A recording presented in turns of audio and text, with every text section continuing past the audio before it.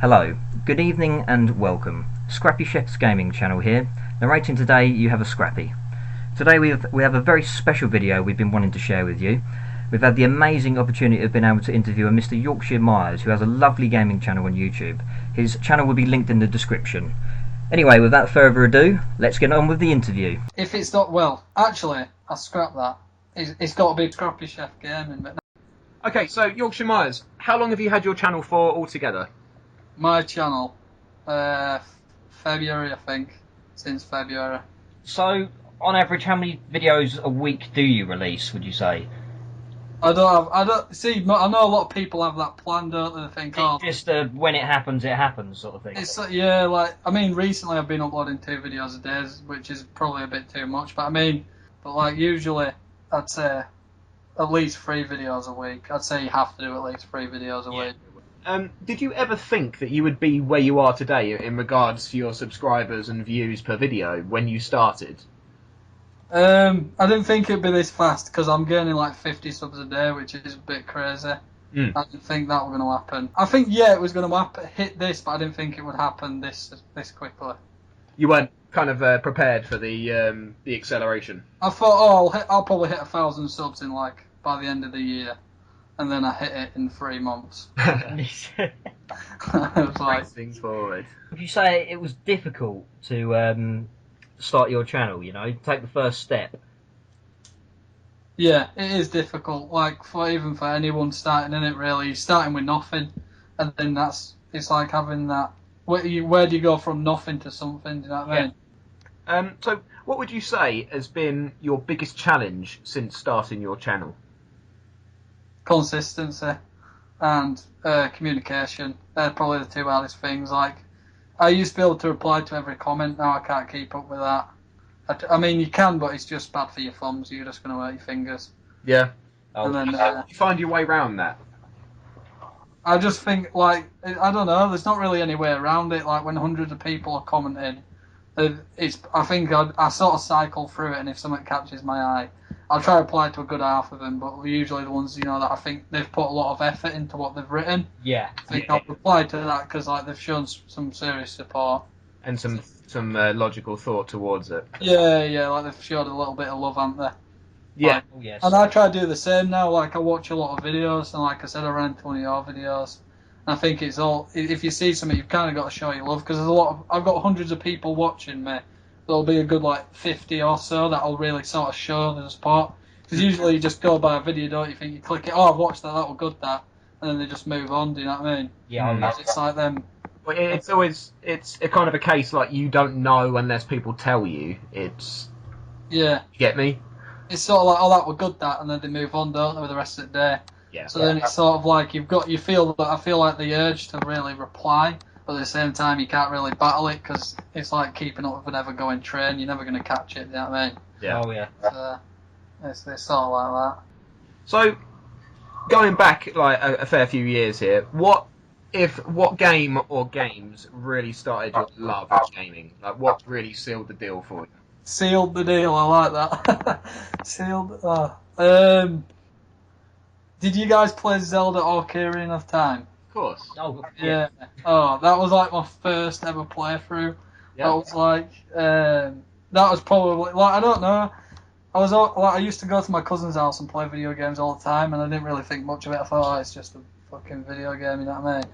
Yeah. But my mum got me a Nintendo 64 and Zelda Ocarina of Time, and I just remember I could never get past the DQ tree, but I think that was sort of the thrill of it. Always trying to give it a go. Yeah. And then I never got past it. I remember taking it over to a friend to get him to do it, and I just think that's where it started, really. For myself, it's got to be GoldenEye 64. Oh God, yeah. Same platform, but as far as I was aware, it was the first first-person shooter that allowed strafe. Yeah. I remember that one of the final maps on that, where it's sort of like a graveyard thing. Am I right about that? I think that was probably yeah, that's definitely one of the ones. I remember playing split screen on that. Nintendo 64, really. I'd just say N64 full stop, like Banjo and Kazooie. Yeah, that's what I was going to mention. I mean, I had old Game Boys and stuff as a kid, but I was a bit like meh, you know what I mean? It wasn't sort of my thing, I just had it to have it, you know what I mean? No, fair enough. So, would you say personally for yourself, first-person shooters or puzzle games? Oh,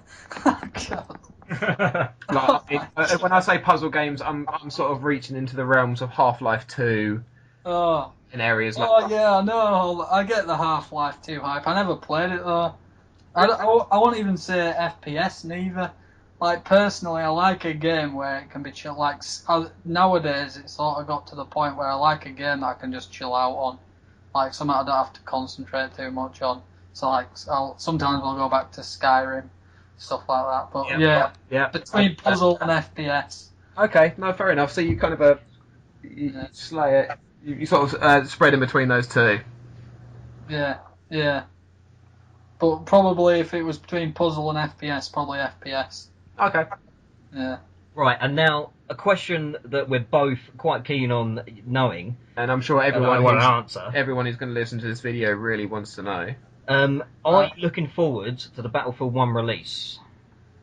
Oh, come on now. That is so obvious, yeah, isn't it? I think everyone is, to be fair. I know. Oh, yeah. I had to put it in there. Yeah, it's just. I think there was. To be fair, right, I'm really hyped for it, but at the same time, like, I don't know if you guys played Battlefield 4 on release, but yes, it was a bit of a messy start. It turned from the ugly duckling into the beautiful swan. That I think they did sort it out and stuff, and they had that with like test program or whatever it was. That really brought it back round. But I mean, like personally, I'm in the hype. Don't get me wrong. I'm proper involved in the Battlefield 1 hype. But at the same time, I'm like got my fingers crossed that they have a really stable start. Yeah. Battlefield 4 start was just awful, and I love DICE and I love everything they did apart from Battlefront. I don't want to talk about that. Battlefront. I mean, the graphics were amazing there. God, graphics were amazing. I mean, Battlefront is good. It's like jumping in a puddle. I mean, it's great. You're going to make some waves, but you're going to get wet. Yeah. It's that sort of, it's going to be great, but it's going to suck sort of thing. But with Battlefield 1, they've had such an amazing build-up to it. I mean, with the whole release and all those celebrities and everyone playing it together, they've really brought so much attention to it. Oh, Snoop Dogg.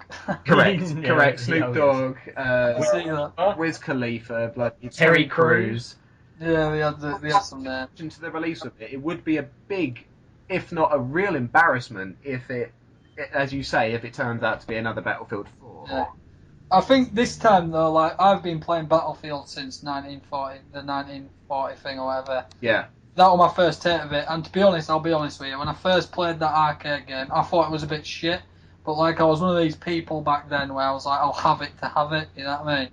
And then Battlefield Bad Company 2, I liked it, and then the Vietnam DLC dropped, and that's like the point where I was like, alright, this is like, I'm quite enjoying this game, and then ever since then I've sort of stuck with Battlefield. And obviously I saw the Battlefield 4 release, and that was a bit shocking. But now I think now I do YouTube, regardless of if BF1 has a bit of a floppy start, I'm probably just going to give it my best shot, see what I can do around it. Yes. I mean, it's going to be a great game. I think, are you guys going to be doing videos on it? Yeah, definitely. Without doubt, 100%. Yeah. I think that's it now. Like my audience is built between many games, but more than most is probably Battlefield. So I think Battlefield 1 is not only going to be kind of that game for me, you know, to really help me go further, but if it's a good start, it's just going to be beautiful. Understood. Yeah, we've actually had more success with our Battlefield videos than any other ones, suggesting for some reason that there's more Battlefield viewers out there than. It's a good time, isn't it? Really. It seems like it. Like if you upload a Battlefield video right now, it's probably the best time than whenever it was. Yeah. Like last year, probably if you were doing it, it would have been a bit of a. It wouldn't have done as well. Whereas like the Reddit's active now and stuff is more active now. Battlefield 1's obviously on everyone's doorstep. Yeah. Oh God. And everyone's tongues. That's it. And just a quick one. Who, if you were going to go to your computer and watch a video, whose channel would you go to? And why?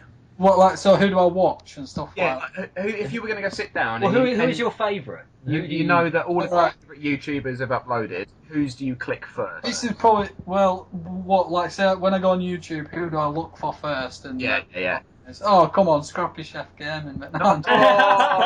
I'll tell you that. I'll tell you that. It is you guys. Okay, I'll be serious. Valley games, right? And this is gonna sound so cheesy, but if it's not well, actually, I'll scrap that. It's got to be. I know this sounds proper bad, but Drama Alert. Do you guys know? Do you guys know who that is? Oh, no. Oh my god. Drama. You probably don't want to watch him. It's pretty bad. But I know he's a scumbag, but I just can't help but watch him. Do you know what I mean? I like want to hear what he says next. Right. Do you know what I mean? But anybody who watches this video will probably know who he is. But I think the people I watch for entertainment purposes would be like Valley Games, RX Gaming, Rifle Gaming. I love Rifle Gaming. Or I don't know what's happened to his channel. I've followed him since 50k subs, and now his channel's sort of dying. But do you know, like once you watch someone, that's kind of it, innit? Like you just kind of spot. You sort of stick with them. Yeah, for Scrappy, that would be Novrich. He's an airsoft sniper. He's from like Norway or Finland, but he might be German. He's He definitely. might be German. I think he's from Norway. I'm pretty sure. Yeah. Why is it you watch him? Is it just sort of something you've always watched? I suppose it's the way he delivers his videos. It's quite interesting footage, isn't it? It's interesting footage. It's always in sort of action-packed scenarios. Different sceneries, and like there's a lot of different styles he plays in, But he explains everything he does, like all the movements he does, why he's chosen his secondary over his primary, or why he's moving to that hill and not the one to the left, and everything. Oh right, so he sort of like gives you a briefing on like why he's done stuff. That sounds actually pretty good, you know. Yeah, he kind of. You'll have to send me who that is in a message. I think I've heard of him before. I'll give him a watch. Yeah, Tell you, my favourite YouTuber right ever is Mr. Moon. Now people will argue with me and say, oh, he don't upload enough. But like when he uploads sort of game movies, but like it's not like what you'd expect. He don't play through a game and sort of stuff. He does like he makes genuine like 50-minute long video movies. You know, like of him playing stuff like Rust, all that kinds of stuff. sounds interesting. But it's the characters he portrays that is what like he like through the video. There's a massive build up through the whole video, and then there's like a shitty ending, or you know what I mean. So like a documentary film. He's not someone I first look up though. Do you know what I mean? But he's someone I definitely keep an eye on. If he uploads, it's sort of like I'll stop what I'm doing, check that notification, and then as quick as I can watch his vid. Oh, fair enough. Yeah. And our final question, just to wrap this up now. Is there any advice that you would offer for any guys who are listening now who are deciding to start up a channel? Is there one sort of golden nugget you can offer them? The one piece I would say, well, it's kind of a two-piece. Thumbnails, do your thumbnails properly. Font, so I know it sounds bad. You need to learn a little bit about clickbait and sort of like borderline what's clickbait and what's not. So I'd say thumbnails and tags. They're probably the two most important things because metadata is what's going to either make your video do really well or kind of sit at the bottom of the pile, do you know what I mean? So I'd say learn to tag your videos and learn how to make thumbnails, and that's probably the two key ingredients. And obviously upload good content, Well, which is given. they now know. Yeah. Excellent. Right, well, it's been brilliant chatting to you, YorkshireMyers. Thank you very much for sparing your time. It's no problemo. I wish you the best anyway, boys, honestly, like. You too, man. You too. And, yeah, we'll definitely keep in touch. And happy YouTubing, and I'm sure we'll speak soon. In a bit.